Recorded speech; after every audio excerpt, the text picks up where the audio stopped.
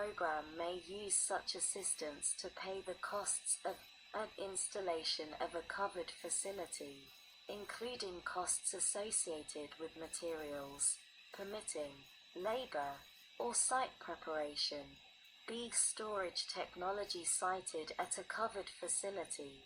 C. Interconnection service expenses. D. The on-site job training or other community-based activities directly associated with the eligible installation project, either offsetting the cost of a subscription for a covered facility described in subparagraph of subsection A4 for subscribers that are members of a low-income household, or F as such other costs determined by the Secretary to be appropriate. G. Administration -1 agreements of in general. As a condition of receiving assistance under the program, an eligible entity shall enter into an agreement with the Secretary. B. Requirements. An agreement entered into under this paragraph shall require the eligible entity to maintain such records and adopt such administrative practices as the Secretary may require to ensure compliance with the requirements of this section and the agreement.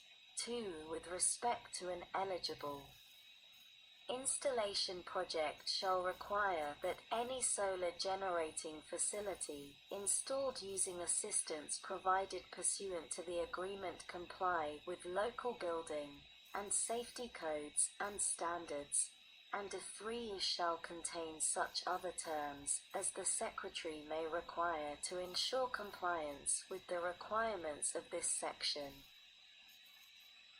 C. The term, an agreement under this paragraph shall be for a term that begins on the date on which the agreement is entered into and ends on the date that is 2 years after the date on which the eligible entity receives assistance pursuant to the agreement, which term may be extended once for a period of not more than 1 year if the eligible entity demonstrates to the satisfaction of the Secretary that such an extension is necessary to complete the activities required by the agreement. 2. The use of funds.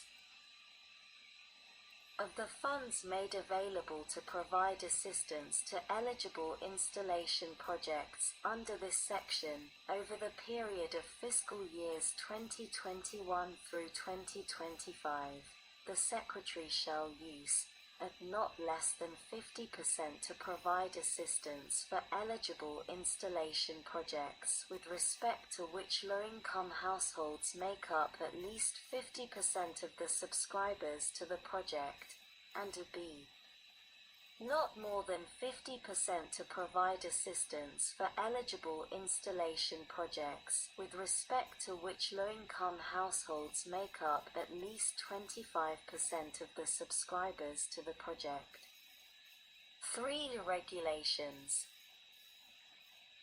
Not later than 120 days after the date of enactment of this Act, the Secretary shall publish in the Federal Register regulations to carry out this section, which shall take effect on the date of publication.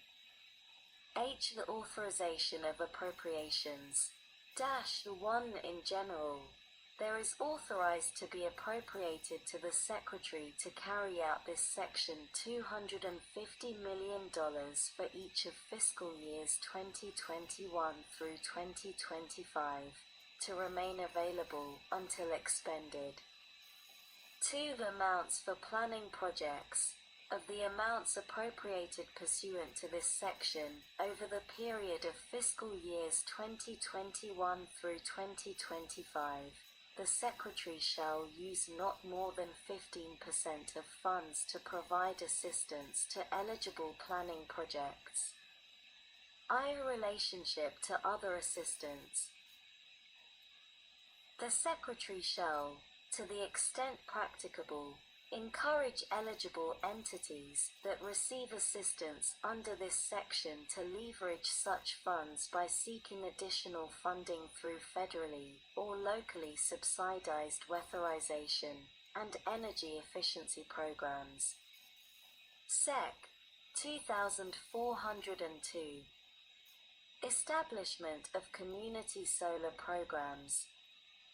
A. In general, Section 111 of the Public Utility Regulatory Policies Act of 1978 as 16 U.C. 2621d is amended by adding at the end the following: 21 community solar programs. Each electric utility shall offer a community solar program that provides all ratepayers, including low-income ratepayers, equitable and demonstrable access to such community solar program. For the purposes of this paragraph, the term community solar program means a service provided to any electric consumer that the electric utility serves, through which the value of electricity generated by a community solar facility may be used to offset charges billed to the electric consumer by the electric utility. A community solar facility is a solar photovoltaic system that allocates electricity to multiple electric consumers of an electric utility, be connected to a local distribution of the electric utility, c located either on or off the property of the electric consumers, and d may be owned by an electric utility, an electric consumer, or a third party. B. Compliance - 1 time limitations. Section 112b of the Public Utility Regulatory Policies Act of 1978 as 16 U.C. 2622 b is amended by adding at the end the following: 8. Not later than 1 year after the date of enactment of this paragraph, each state regulatory authority, with respect to each electric utility for which the state has raymaking authority, and each non-regulated electric utility shall commence consideration under Section 111, or SETA. Hearing date for consideration, with respect to the standard established by paragraph 21 of Section 111d. B. Not later than 2 years after the date of enactment of this paragraph, each state regulatory authority, with respect to each electric utility for which the state has raymaking authority, and each non-regulated electric utility shall complete the consideration and make the determination under Section 111 with respect to the standard established by paragraph 21 of Section 111d. 2. Failure to comply in general, Section 112c of the Public Utility Regulatory Policies Act of 1978 as 16 U.C. 2622c is amended by striking such paragraph 14 and all that follows through paragraphs 16 and inserting such paragraph 14. In the case of the standard established by paragraph 15 of Section 111d, the reference contained in this subsection to the date of enactment of this Act shall be deemed to be a reference to the date of enactment of that paragraph 15. In the case of the standards established by paragraphs 16 and 2 by adding at the end the following: in the case of the standard established by paragraph 21 of Section 111d, the reference contained in this subsection to the date of enactment of this Act shall be deemed to be a reference to the date of enactment of that paragraph a 21. B. Technical correction.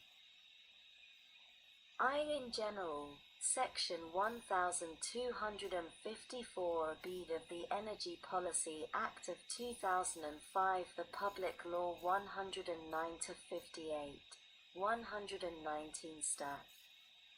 971 is amended by striking paragraph A2 and by redesignating paragraph A3 as paragraph A2.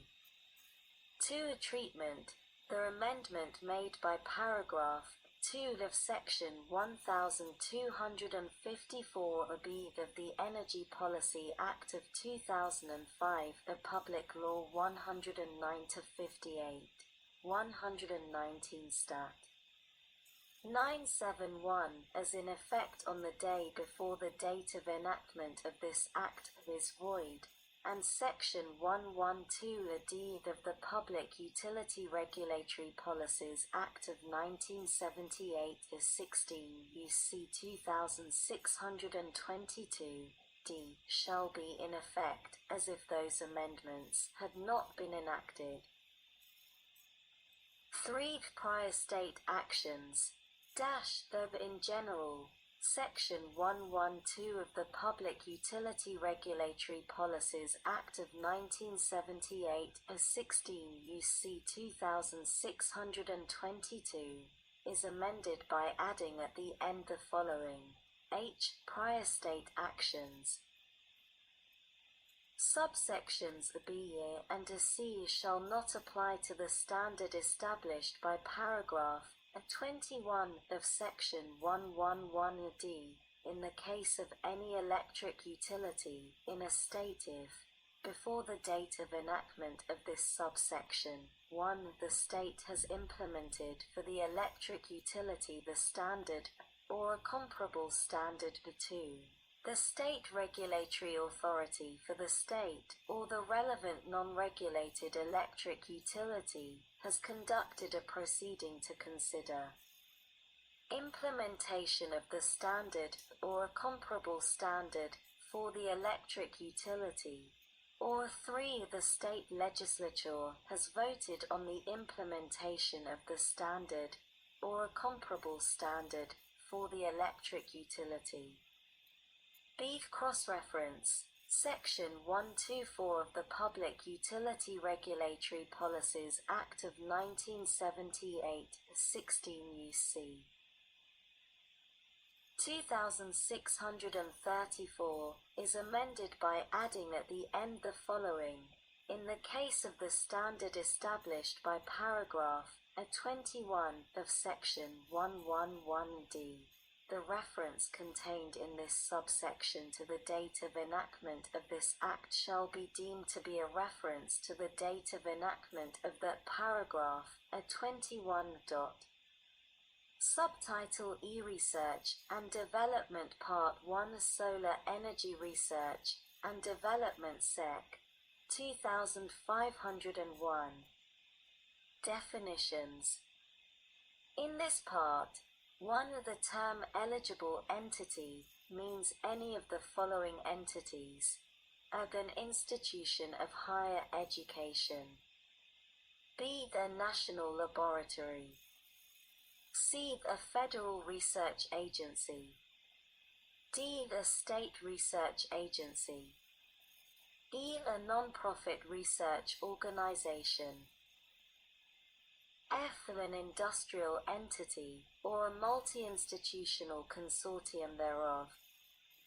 2. The term institution of higher education has the meaning given such term in Section 101 of the Higher Education Act of 1965, 20 U.C. 1001, and b. includes a minority-serving institution. 3. The term minority-serving institution has the meaning given the term eligible institution in Section 371A of the Higher Education Act of 1965, 20 U.C. 1067 QA. 4. The term national laboratory has the meaning given such term in Section 2(3) of the Energy Policy Act of 2005.